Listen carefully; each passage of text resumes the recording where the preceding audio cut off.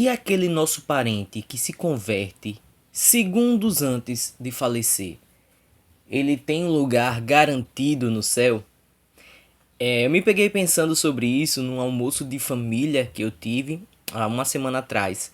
E estávamos falando sobre isso, a respeito das pessoas que aceitam, que confessam Cristo no último instante da sua vida. E a conversa era se essas pessoas elas iriam para o céu ou não. E a unanimidade de todas aquelas pessoas que estavam ali à mesa disseram que sim, a pessoa disse que queria aceitar Jesus, portanto ela vai para o céu. Na Bíblia nós temos exemplos claros de pessoas que morreram e foram para o céu, sobretudo pessoas em último instante, como por exemplo o ladrão da cruz.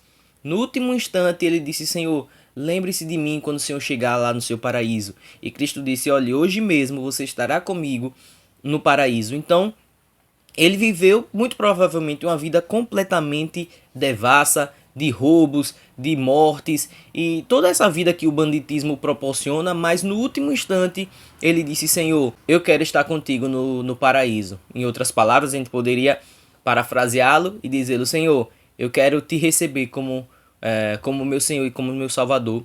E houve salvação para aquele indivíduo.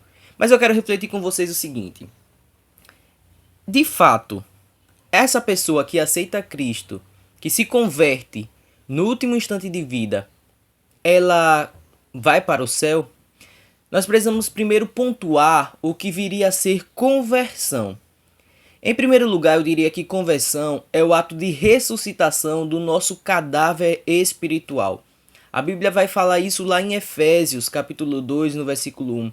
Estávamos mortos em nossos delitos e pecados, mas Cristo ele nos deu vida, ele nos vivificou. Passamos a ter vida a partir do momento que Cristo atuou em nosso coração e nos regenerou e nos proporcionou uma vida de fato. Tudo que fazíamos era completamente devasso diante do Senhor. Tudo que fazíamos era uma afronta diante do Senhor. O pastor Alain Werneck ele vai dizer que tudo que o ímpio faz é pecado, porque ele não faz para a glória de Deus. Então, tudo que nós fazíamos na nossa vida antes de Cristo era simplesmente ofender a santidade de Deus. Era guerrear contra o nosso Senhor. Estávamos em guerra contra Deus. E o fato de Cristo se sacrificar, morrer por nós, nos ressuscitar, ressuscitar o nosso cadáver espiritual, fez com que nós tivéssemos paz com Deus. Então, a primeira característica, a primeira coisa que nós podemos falar a respeito de conversão é que é a ressuscitação do nosso cadáver espiritual. Mas em segundo lugar, o que nós podemos dizer é que a conversão é um ato de Deus. O que João fala no seu capítulo 1 é algo esplêndido. Ele vai dizer que todos aqueles que receberam a Cristo ganhou o poder, recebeu também o poder de ser feito filhos de Deus, serem feitos filhos de Deus.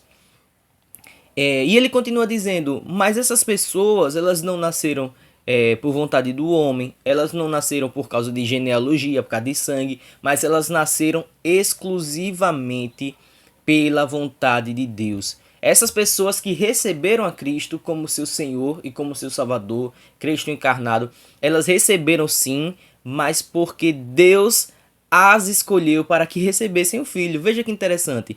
Elas se tornaram filhos de Deus por quê? Porque receberam Cristo como seu Salvador. Mas isso não foi por vontade dela. Isso não foi por sangue. Isso foi pela vontade de Deus. Então, além da conversão ser uma ressuscitação do nosso cadáver espiritual, ela também é um ato de Deus. E por fim, nós poderíamos dizer que a conversão ela é um ato soberano do Espírito Santo.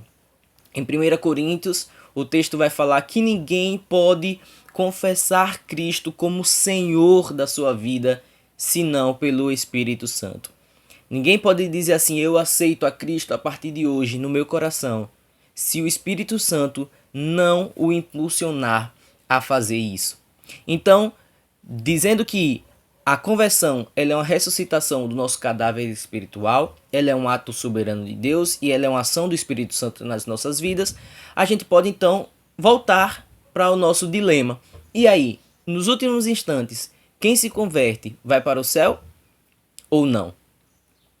O que a gente precisa validar é que os trabalhos que são feitos em hospitais, em presídios, em ambientes como esses, é um trabalho muito importante.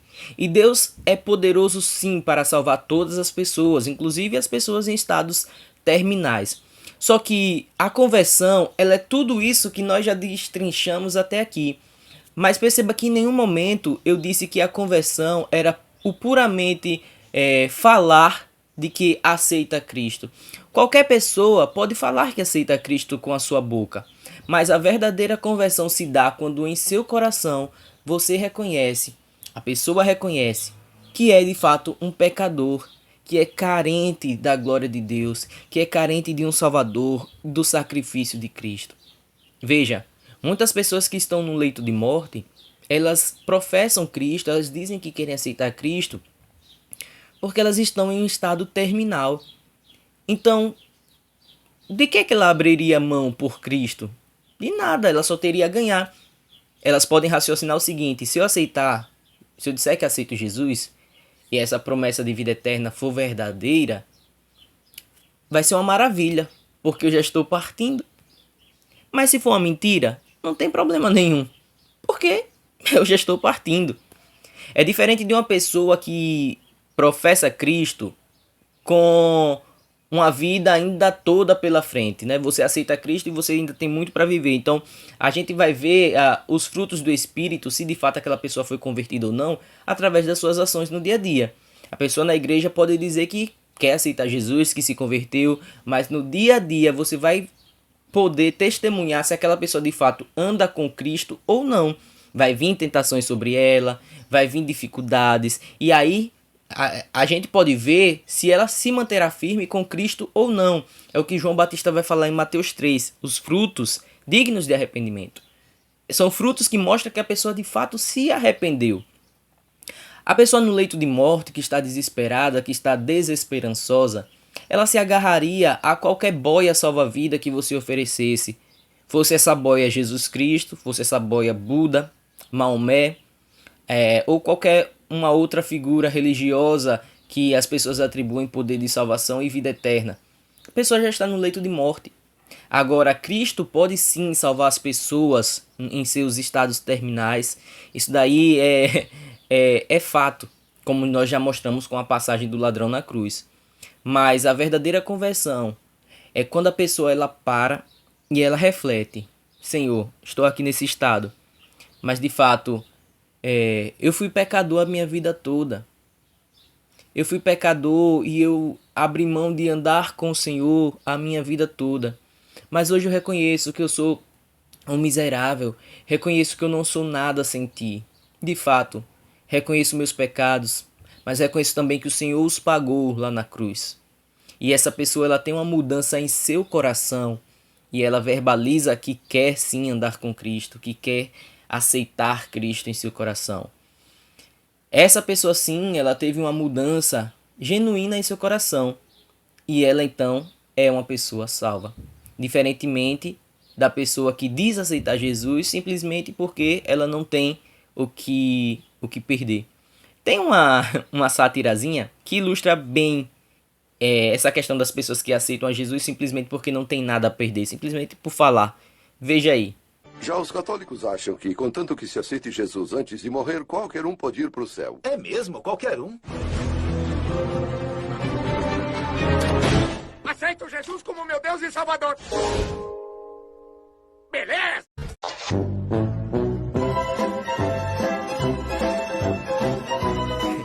Que interessante, né? Eu quero concluir mais uma vez enfatizando e dizendo que o trabalho que as igrejas fazem, que os missionários fazem nesses locais são muito importantes. De pregação do evangelho, de proclamação da verdade de Deus. Por quê?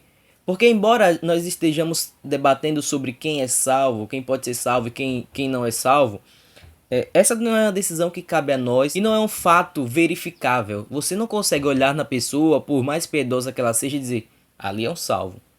Ou, por mais depravada que a pessoa seja, você dizer, essa pessoa certamente irá para o inferno. Não. Essa é uma decisão que só cabe a Deus. É Deus quem sabe. É óbvio que a gente pode tentar deduzir, né, com nossa mente limitada e tal, se aquela pessoa ela refletiu o fruto, se ela aceitou a Cristo genuinamente ou não, a gente pode fazer esse debate, mas é só Deus quem dá o veredito final. Portanto, a missão da igreja sempre é pregar o evangelho de Deus, como Paulo instrui a Timóteo. Timóteo, a tempo e a fora de tempo, pregue o evangelho. Eu quero finalizar esse vídeo dizendo o seguinte: independente se você acha que todo mundo que diz que quer aceitar Jesus é salvo, ou se você acha que só os que se convertem verdadeiramente em seu coração é salvo, eu quero dizer para você que não deixe de pregar o evangelho de Deus, porque é muito importante e foi para isso que nós fomos comissionados. Talvez você esteja em dúvida de qual é o seu chamado. Eu não sei se eu tenho que ser de louvor, ou se eu tenho que participar de um corpo diaconal, ou se eu tenho que fazer alguma outra atribuição na igreja. Eu também não sei qual é o seu chamado. Mas certamente Deus te chamou para algo. Pregar o evangelho. Ide e fazei discípulos. Pregue o evangelho onde quer que você esteja. E a respeito da salvação, deixe que Deus responda sobre isso. Forte abraço e até a próxima.